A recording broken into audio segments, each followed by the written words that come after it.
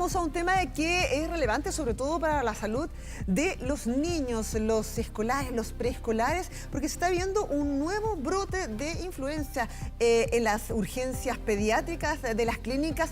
Vamos a ver entonces a qué se debe este fenómeno, considerando que uno podría pensar que la influenza tiene que ver relación con el invierno y ya estamos casi a puertas del verano. Sofía Carrizo nos va a contar más detalles. Sofi, ¿cómo estás? Hola, Sofía.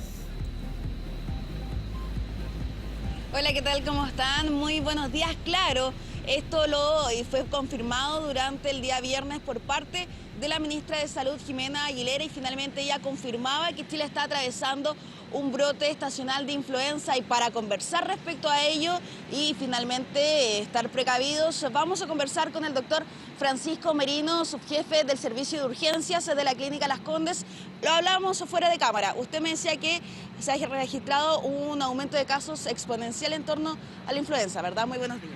Hola, buenos días, Sofía, Carola, Gustavo en el estudio y la gente que nos está mirando. Efectivamente, en las últimas 3-4 semanas hemos visto un aumento importante, incluso mayor al que habíamos tenido en campaña de invierno, previo a que se adelantaran las vacaciones de invierno. Un incremento que algunas semanas ha sido sobre el 77% de pacientes semanales que consultan por patología respiratoria, así que es un tema que de verdad está muy en la palestra el día de hoy. Doctor, ¿esto podría atribuirse quizás tras dejar de ser obligatorio el uso de la mascarilla? Mira, puede ser uno de los factores, la verdad esas son cosas que después hay que empezar a evaluar en forma retrospectiva, pero podría ser obviamente uno de los factores. También recordemos que la vacuna de la influenza fue una vacuna que se inoculó en el mes de mayo, abril, finales de abril, en el mes de mayo, por lo tanto quizás los anticuerpos también pueden no ser lo suficiente.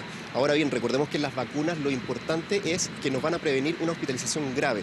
Por suerte, este aumento que hemos tenido en la demanda asistencial no se ha visto reflejado en un aumento de las hospitalizaciones, pero sí en cuadros que pueden ser con mucha sintomatología. Eso mismo le iba a preguntar respecto a lo último. ¿Ha generado quizás algún impacto en la red asistencial?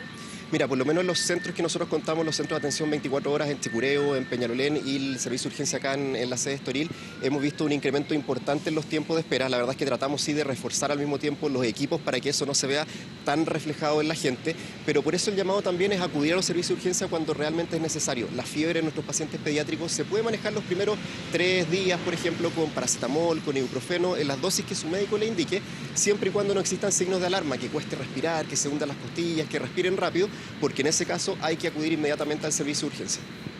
Tenemos preguntas, doctor. Sí, doctor, ¿qué tal? ¿Cómo está? Muy buenos días.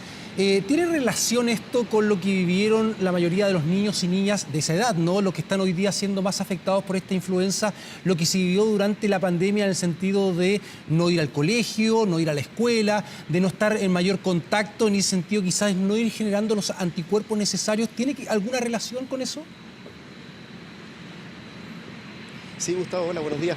Mira, sí, lo más probable es que pueda ser así. Ahora, siempre en medicina faltan los estudios para poder darte un nivel de evidencia bueno, un nivel de evidencia que te dé datos objetivos, pero también es una de las teorías, es algo totalmente posible. Fueron niños que no estuvieron expuestos a ningún patógeno durante más o menos 2 años, cuando nosotros en los servicios de urgencia, las campañas de invierno no existieron por esos 2 años, claro. Y obviamente se abrieron nuevamente los niños en los colegios, ahora se disminuyó las restricciones que habían con respecto al COVID y eso claramente contribuyó a que aumenten los casos de influenza, también de adenovirus. También hemos visto un incremento importante de adenovirus y el COVID ha aumentado un poco, pero ha tendido a mantenerse un poco más constante. Lo que ha llamado la atención es lo que nos dicen los papás, incluso 20, 15 niños en los colegios, en cada curso del colegio, contagiados con influenza. Y como te digo, lo hemos estado viendo en las últimas 3-4 semanas.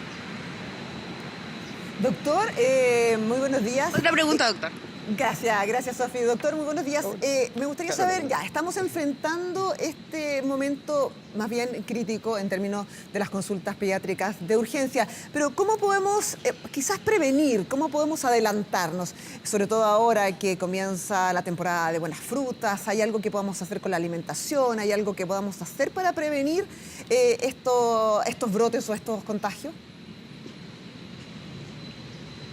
Mira, principalmente, primero, todas las medidas que aprendimos durante la pandemia, durante estos 2 años de pandemia, que son las medidas de autocuidado, el lavado de manos frecuente, enseñárselo a nuestros hijos, el distanciamiento social, obviamente, cuando uno de nuestros hijos, el aislamiento, cuando uno de nuestros hijos está con algún síntoma respiratorio. Por eso lo importante de no enviarlo al colegio. Quizás si hay algún tipo de síntoma respiratorio, tomarle un antígeno de COVID, pero si el antígeno sale negativo, si nuestro hijo tiene fiebre, algún síntoma respiratorio, eso claramente es que hay otro virus que puede estar presente en su organismo y por lo tanto ahí no enviarlo al colegio, porque pasan esas cosas que yo les comentaba, de 15, 20 niños. Ahora, con respecto a la alimentación, también es un tema muy importante, por lo tanto, harta hidratación, una alimentación que sea lo más sana posible, obviamente va a contribuir también a un mejor sistema inmune y para poder enfrentar de mejor toda esta situación. Doctor, preguntarle también cómo podríamos diferenciar, por ejemplo, un resfriado con la influenza, porque muchos dicen, oh, quizás estoy resfriado, quizás no, ¿cómo lo podemos diferenciar de uno de otro? Sí, eso es una buena pregunta y también una pregunta que nos hacen los pacientes y los familiares de los pacientes cuando consultan en la urgencia, porque una cosa es diferenciarlo de un resfriado, también de una alergia.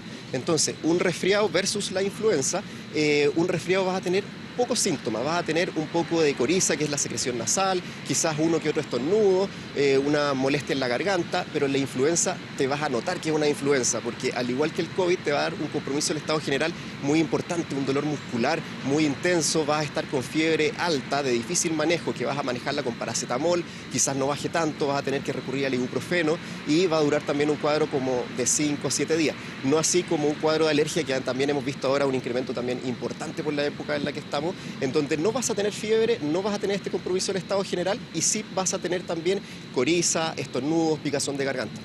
Doctor, lo último, me imagino esto es transversal, no solamente afecta a los niños, también los papás y gente de mayor edad, ¿verdad? Sí, es algo transversal, por eso también hay que tener mucha precaución con nuestros adultos mayores, con los pacientes crónicos. Si alguno de nuestros hijos está con un síntoma respiratorio, también aislarlo del abuelito, de la abuelita en la casa y también de las mamás que están embarazadas y de otros lactantes más chicos. En general, son cuadros que puede traer el hermano mayor a la casa, finalmente termina contagiado todo el resto de la familia. Muchísimas gracias, doctor. Bueno, ahí conversamos con el doctor Francisco Marino, subjefe del Servicio de Urgencias de la Clínica de Las Condes en torno, ¿no?, a este brote estacional de influenza que lo confirmaba la ministra de Salud y obviamente el llamado que hace tanto los especialistas como las autoridades es a cuidarse.